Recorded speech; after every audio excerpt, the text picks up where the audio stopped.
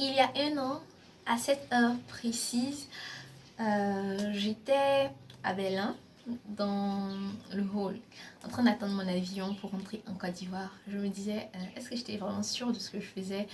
Genre laisser tout et retourner comme ça.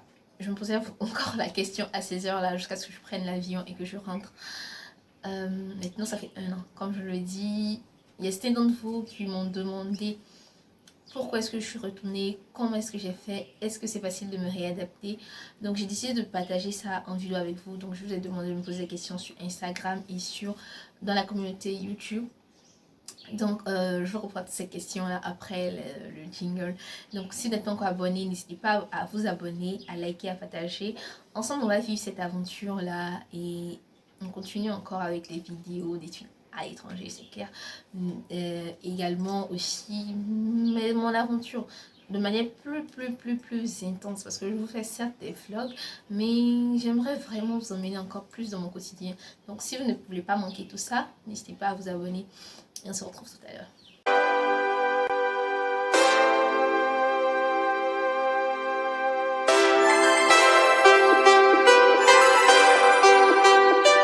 Salut les amis, j'espère que vous allez bien, moi ça va, bienvenue de retour sur la chaîne. Alors tout à l'heure je vous le disais, c'est ça, ouais, ça fait un an que je suis rentrée, genre je suis encore un peu dans l'émotion comme on peut le voir dans ma voix et tout.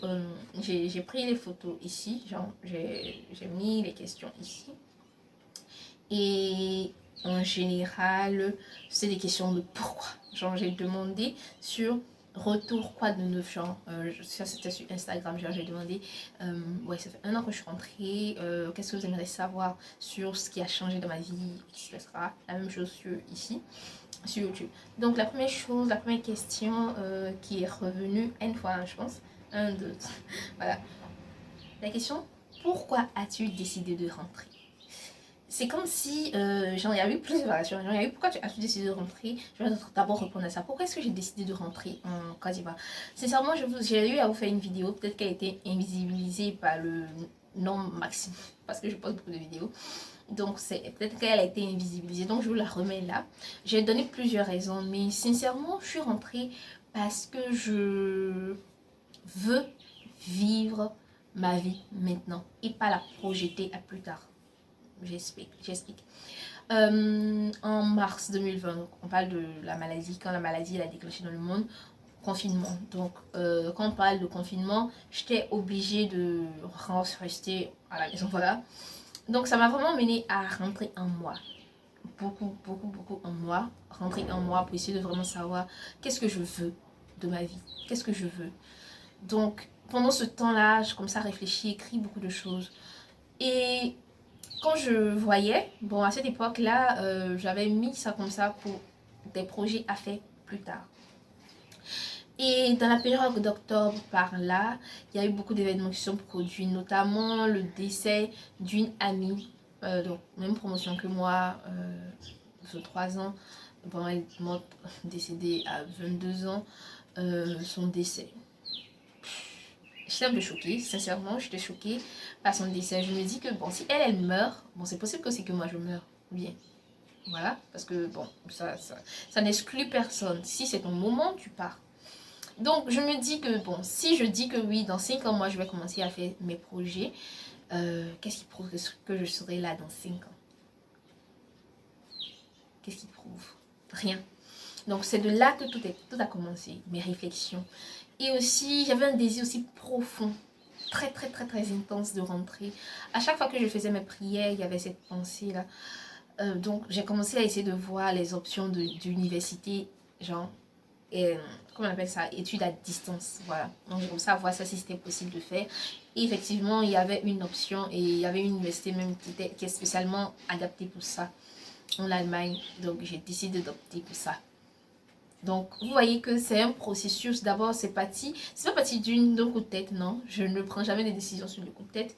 Mais c'est parti d'une réflexion très interne. De vouloir faire maintenant ce que je dois faire. Ne pas me dire que oui, je vais le faire plus tard.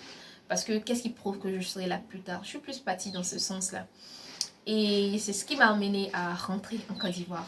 en général. Il y a plusieurs facteurs qui rentrent en ligne de compte, mais c'est ça la raison la plus probable. Genre la plus...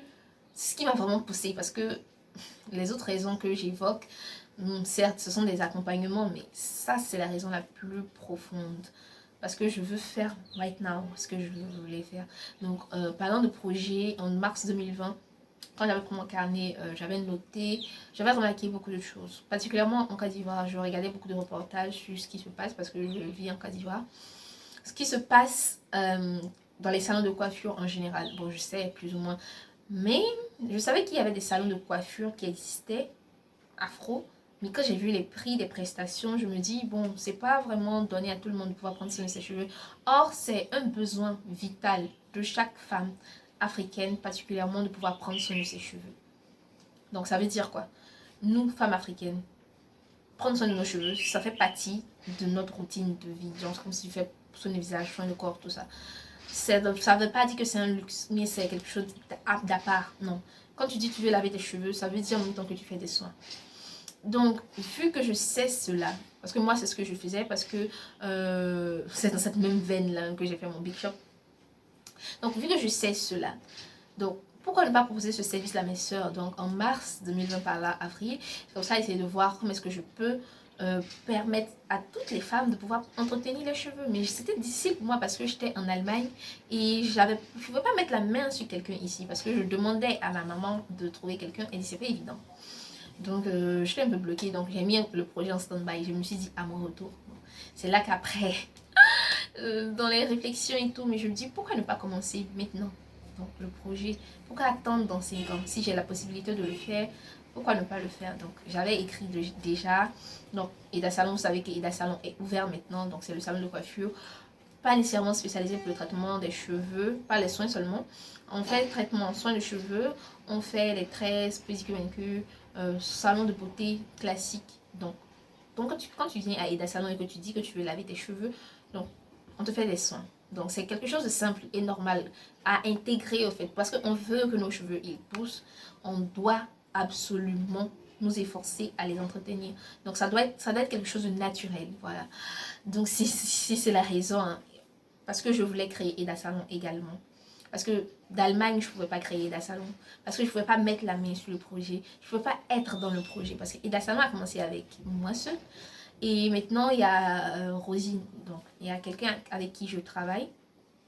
Mais si je n'étais pas là, ça ne pouvait pas être possible. Parce que c'est moi qui vois comment est-ce que je veux faire la chose.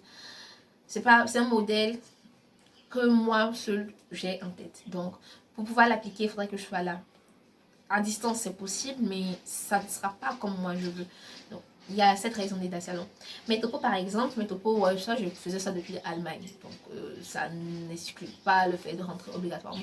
Mais Eda Salon, c'était un projet que je devais mettre en place en restant en Côte d'Ivoire. Donc, c'est une raison pour laquelle je suis rentrée en Côte d'Ivoire. Donc, vous voyez que tout se suit. Tout ça, c'est lié.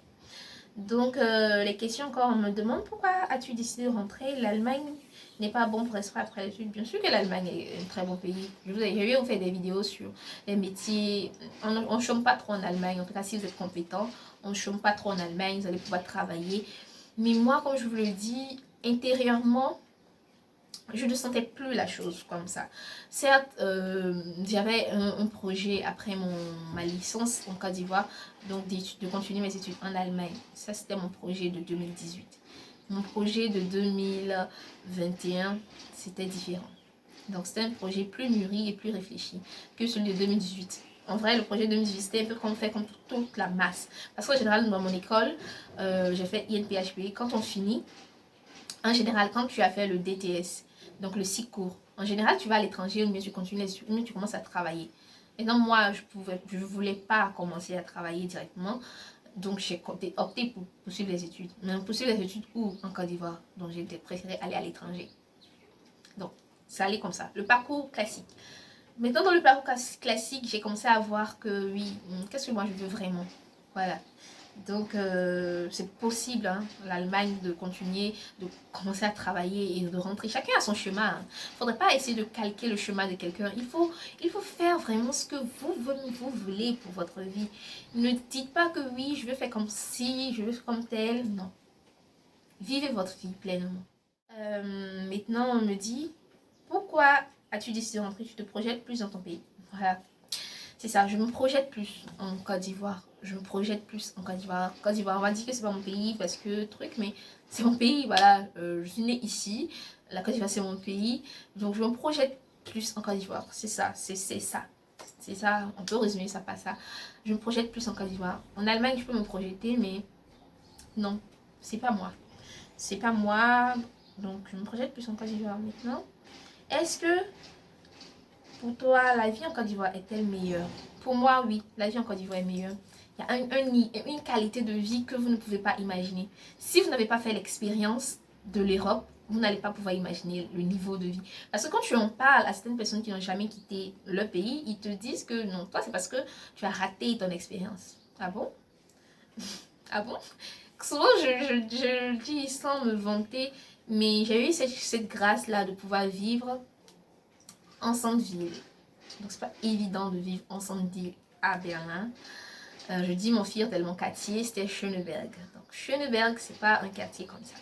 Donc avoir eu cette chance-là de vivre dans un Viertel avec comme ça, c'est pas comme si t'as raté au fait. C'est comme si t'as eu beaucoup d'opportunités parce que ce sont des endroits où il y a beaucoup de travail et tout. Mais tu décides de faire ce qui est intérieur à toi. Tout le monde ne comprend pas parce que tout le monde ne fait pas le pas. Tout le monde ne fait pas le pas.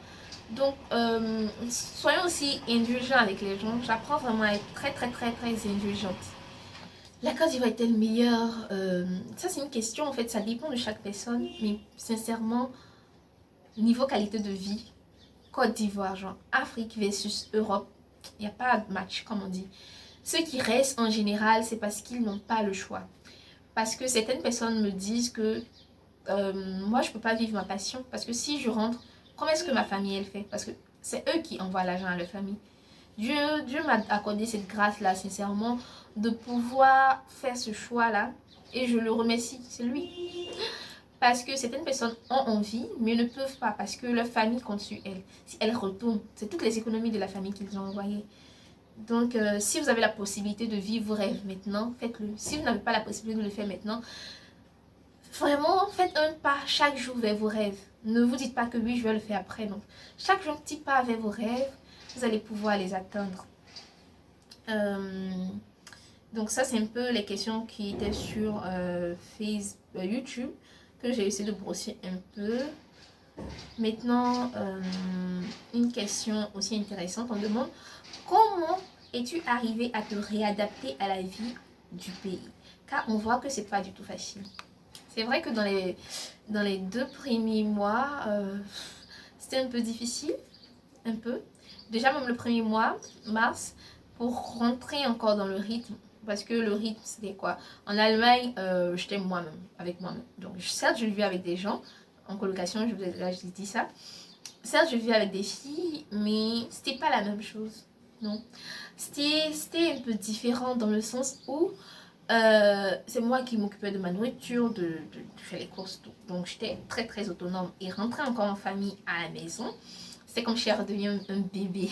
Donc dans ce cas-là, je lâche prise. Je laisse faire tout le monde. Je ne prends aucune reine. Je ne m'occupe de rien. Donc comme ça, on va me dire que je suis un peu laxiste. Je laisse les gens faire les trucs comme ça. Donc j'étais un peu en mode, je suis en mode fatiguée, en mode j'avais envie de rien faire. Aussi la chaleur, j'étais quittée dans moins 1 degré et je suis arrivée dans 25 degrés, 27 degrés. Donc imaginez, la chaleur m'a fait que je dormais beaucoup. C'était difficile dans les débuts. Mais qu'est-ce qui m'a aidé à reprendre le truc? C'est me réorganiser pour me dire, allez girl, on travaille. Parce que je sais que j'étais venue faire des choses. Je n'étais pas venue juste comme ça parce que oui, non, j'aime trop le pays comme ça. Non. J'étais venue pour faire des choses. Donc si je dormais trop, je n'allais pas pouvoir faire les choses là. Certes, le premier temps, c'était un peu lourd. Mais après, j'ai commencé à reprendre le rythme parce que les cours aussi ont commencé en ligne à distance. Donc imaginez, il faudrait que je mette beaucoup de gaz.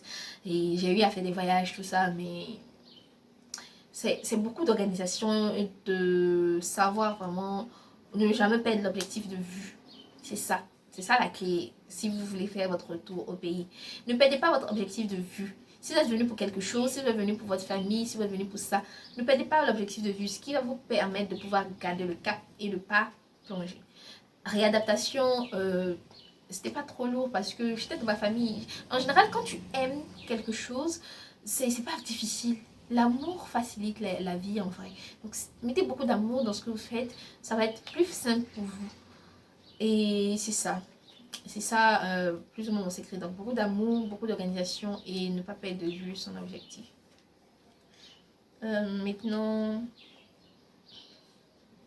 une question qui ne rentre pas vraiment dans le cadre, mais quand on m'a posé que je vais répondre, on demande qu'est-ce que tu utilises ou proposes pour l'entretien et la pousse rapide des cheveux.